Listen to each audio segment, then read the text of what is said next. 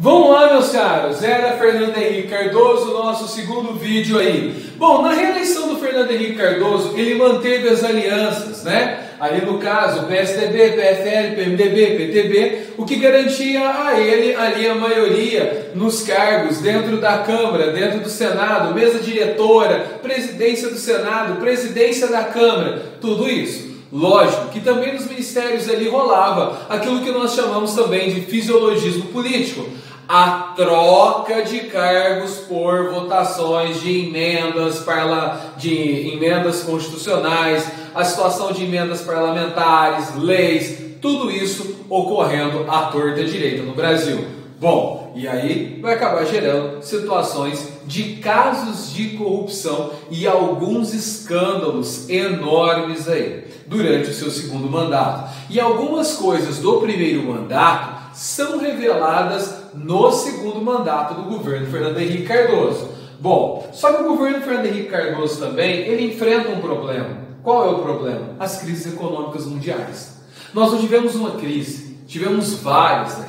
A primeiro, ali, nós temos as crises que ocorreram no seu primeiro mandato, no Fernando Henrique, que foi a crise do México, que ele conseguiu sair bem, a crise da Rússia deu uma balançada no Brasil, mas a crise asiática, ela arrebenta o Brasil em 97 e 98. Mas o Brasil tinha uma certa gordura para queimar, o que garantiu a ele uma certa vantagem, certos avanços, mas se saiu bem. Mas de todo jeito, nós temos ali os primeiros pontos de uma crise econômica no Brasil que afetava a nossa economia e principalmente as camadas mais pobres da sociedade, já que os investimentos ali do governo e tudo que foi sendo construído acabou favorecendo as camadas A, B e C. Mas criava-se uma expectativa de melhora também para as camadas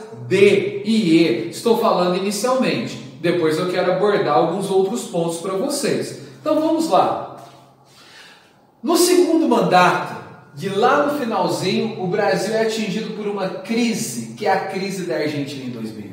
Essa crise é fundamental e nos abala. E por que ela é um problema, professor, tão sério? Porque a Argentina era o principal destino dos nossos produtos industrializados. Os produtos ali, o fortalecimento do Mercosul estava nesse momento. Os produtos industrializados como calçados, tecidos, máquinas, empreendimentos agrícolas. Fora isso também, nós temos também a questão de automóveis sendo levados. A Argentina, quando entra numa crise, ela não tem dinheiro, ela entra em moratória, arrebenta com o Brasil, gera desemprego nas principais cidades brasileiras que atuavam na industrialização. Isto é um problema gigantesco. É um problema enorme para o Brasil nesse momento.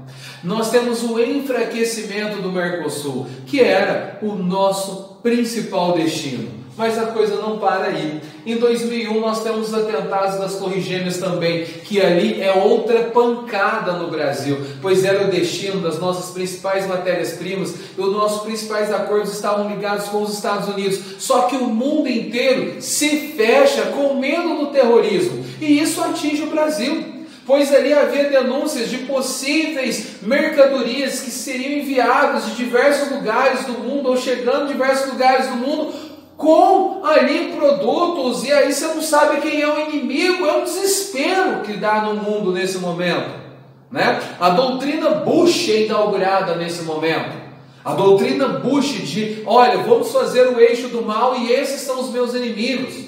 Então tudo isso acaba afetando toda a economia brasileira, mas nós temos um último golpe, e esse é fatal para nós. A fraude dos bancos norte-americanos Aaron e Arthur Andersen em 2001. Aí o Brasil não aguenta mais. Nós tivemos uma desvalorização da moeda brasileira que é enorme. O real é extremamente desvalorizado nesse momento. A moeda é jogada lá para baixo e o câmbio se torna flutuante ali com base no mercado.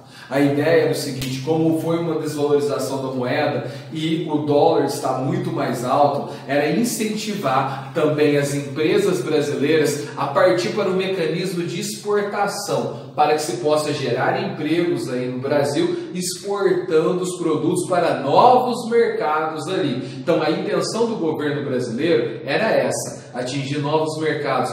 Só que havia ali o receio do empresariado brasileiro, porque nós estamos em crises mundiais e 3 crises em conjunto nesse momento. Então como que ele vai colocar dinheiro não tendo certeza? E também como o empresário lá fora vai comprar o produto brasileiro não tendo certeza do que vai acontecer, ou se esse produto vai chegar ou se ele vai ter dinheiro para pagar. O mundo vai afundando numa crise econômica enorme. Porém, nesse mesmo período, o governo Fernando Henrique Cardoso fez algo que é extremamente importante: as questões ali relacionadas à governabilidade. E essas questões relacionadas à boa governabilidade está ligada à lei de responsabilidade fiscal, às metas de inflação e o câmbio flutuante, o que vai formar o nosso tripé macroeconômico, que está ligado ao quê?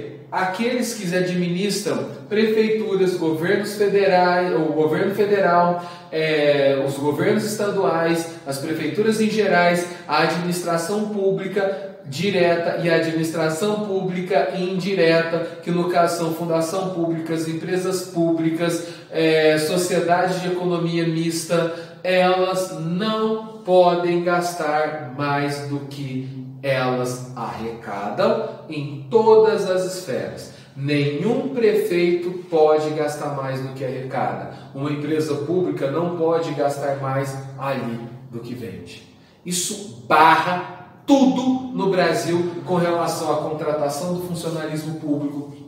Isso vai barrar completamente a questão dos gastos públicos. Aqueles que sejam supérfluos ou não passam ali a segurar. Qual foi a vantagem? Deu mais responsabilidade com a ideia dos gastos públicos no Brasil.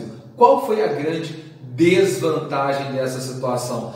Que situações que eram necessárias a serem investidas não foi feito. E acaba ocorrendo uma precarização do serviço público. É aí que tem aquela história de ambulância ficar parado, porque se rodar vai gastar, então para. Viatura de polícia fica parada, o combate à criminalidade passa a ser diminuído, salários de policiais não são reajustados, salários de professores também não, tudo em prol de fazer a responsabilidade fiscal na economia, afetando problemas sociais enormes, e principalmente naquela época em que você teve o quê? Aqui o problema, as crises internacionais. Tivemos aí greves, a famosa greve dos 100 mil, a greve sindical, onde vai reunir 100 mil pessoas nas ruas protestando contra o governo Fernando Henrique Cardoso. E vem a bomba maior, o censo de 2000.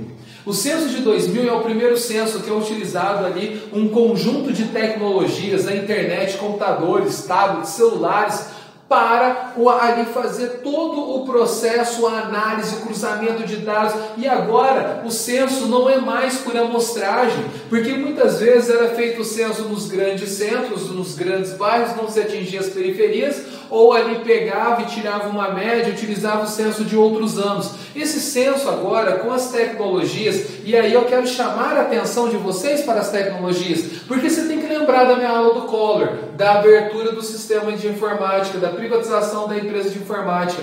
Aquilo foi importantíssimo para nós. Por que, professor? Porque aí nós tivemos com acesso a computadores muito melhores do que aqueles que eram produzidos no Brasil, das empresas aí que vieram para o Brasil. Computadores modernos, a privatização das telecomunicações aqui teve uma questão fundamental para o avanço da internet no Brasil, e foi possível agora cruzar esses dados. Quando cruzou esses dados no censo, no IBGE de 2000, gente, o governo ficou assustado. E quando ele tem os dados do Brasil em 2001, ele descobre a pobreza. Porque o governo, ele não vai nos bairros pobres. Não tem como o presidente ir lá no bairro que é extremamente pobre, ou lá no interior da favela. Ele olha através do censo. E se o censo não é bem feito, ele não sabe. O governo Fernando Henrique Cardoso fica extremamente impressionado com a pobreza do Brasil. Sabia que ela existia, mas não tinha certeza de como ela era. É desesperador.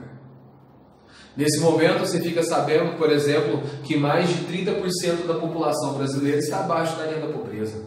E capitais brasileiras, em algumas delas, na região norte e nordeste, as pessoas abaixo da linha da pobreza chegavam a 50%. Opa! Os planos executados pelo governo, desde a era lá de trás, só atingem os grupos lá de cima. O governo Fernando Henrique atingiu C. Só que quando atingiu C, a pessoa achou que estava tudo bom, mas e o D e o E nunca atingiu. Aí se encontra a pobreza, se encontra a fome no Brasil. Eu vou colocar um vídeo na descrição para vocês, que é um vídeo, um conjunto de reportagens ali, feito pela Rede Globo de televisão, falando sobre a fome em 2001 no Brasil. Tudo isso é colocado para fora através do censo. Os índices educacionais ali da população mais pobre, o índice de evasão escolar, o índice colocado também, sabe do que? De escravização de menores. Crianças que trabalhavam para sustentar as suas famílias, já que os pais estavam desempregados. E ali atuavam numa situação de escravo. Prostituição infantil em larga escala. Tudo isso ocorrendo. O governo Fernando Henrique Cardoso se desespera. Ele não sabe o que faz. E aí ele começa com os programas sociais. Na época, o governo Fernando Henrique Cardoso foi acusado de montar programas populistas para eleger o seu próximo candidato nas eleições de 2002. Mas não, meus caros. Eu acredito que naquela época o acesso que o governo teve sobre esses dados fez ele ficar alerta. A gente também não pode pensar somente que o cara vai fazer por causa disso. Né? Tem que ter um pouco de racionalidade também. Foram acesso a documentos que ele não tinha. Nesse momento é criado o Bolsa Escola, o Bolsa Alimentação, para atender. Vamos evitar a evasão escolar, para o moleque ficar na escola, paga-se um dinheirinho para ele ter comida, porque as pessoas iam trabalhar porque não tinha comida. A gente tem um outro problema no Brasil que se chama-se o quê? A fome. A fome no Brasil é avassaladora. Nesse mesmo período também se identifica as questões referentes à AIDS. O número de aidéticos no Brasil aumenta numa situação enorme. E aí o que você tem? O programa de combate à AIDS, que ali vai ser retirado as patentes daquele famoso AZT de drogas, o coquetel contra as drogas. Uma briga muito forte que o ministro da Saúde, José Serra, teve com as grandes farmacêuticas internacionais para conseguir quebrar essas patentes. Com muito custo, ele teve sucesso nessa política e conseguiu fornecer todos os remédios referentes ao combate à AIDS de forma gratuita. Nós temos o programa dos genéricos, pois muita gente acabava morrendo porque não tinha dinheiro para comprar o remédio e o SUS não fornecia. Por quê?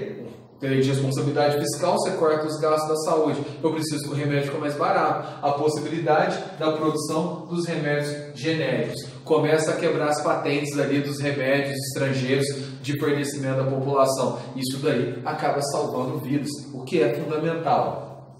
O Sistema Nacional de Transplantes, também colocado dentro do SUS, onde você faz um cadastro enorme da população, os voluntários que querem doar seus órgãos, e todos os órgãos ali sendo transportados ali pelo próprio sistema público em atendimento à sociedade. Bom, são situações que são construídas ali. Mas quando você olha também, é um outro lado. Ao mesmo tempo dessa crise, o desespero, a gente tem as privatizações. E as privatizações tiveram o seu lado positivo e tiveram o seu lado negativo. As privatizações do setor de telecomunicações nos permitiu ali a ter acesso a informações em tempo real que nós não tínhamos. Nós identificamos a fome, os problemas sociais, os problemas de saúde no Brasil. a energia deu condições da gente expandir ali a energia por várias áreas do Brasil. A Companhia Vale do Rio Doce, quando ela foi privatizada, ela não fornecia lucro para aquilo que se esperava. Porém, ninguém investia nada nela, só tirava dinheiro dela. Professor, qual que é o ponto negativo disso tudo? A corrupção. No sistema de telecomunicações, surgiu a denúncia que nas privatizações a participação política de indicações ali, políticos que receberam por fora para empresas ali, algumas poderem ganhar, e ali naquela situação, manutenção de cargos para parentes e amigos, mesmo negócio estando privatizado, e ali dinheiro vazou por fora, empresas sendo favorecidas, um escândalo gigantesco. Foi investigado na época? Não. Colocado embaixo da gaveta, engavetado. Ah, não sabemos se tinha corrupção, não. Suspeitamos da corrupção, mas tudo foi engavetado. Nas empresas de energia, a mesma coisa, só que agora com um agravante. Nós privatizamos as empresas de energia com discurso de redução de tarifa, de melhor qualidade da energia. O que acontece? No ano de 2000, tivemos um ano de poucas chuvas. As empresas de energia não investiram, apenas reajustaram as tarifas e lucraram. Não tendo investimento, não havia muita diferença sobre aquilo que havia sido feito pelo setor público. Com poucas chuvas, reduziu a quantidade de água nos reservatórios na passagem de 2000 para 2001. Nós tivemos o apagão da energia.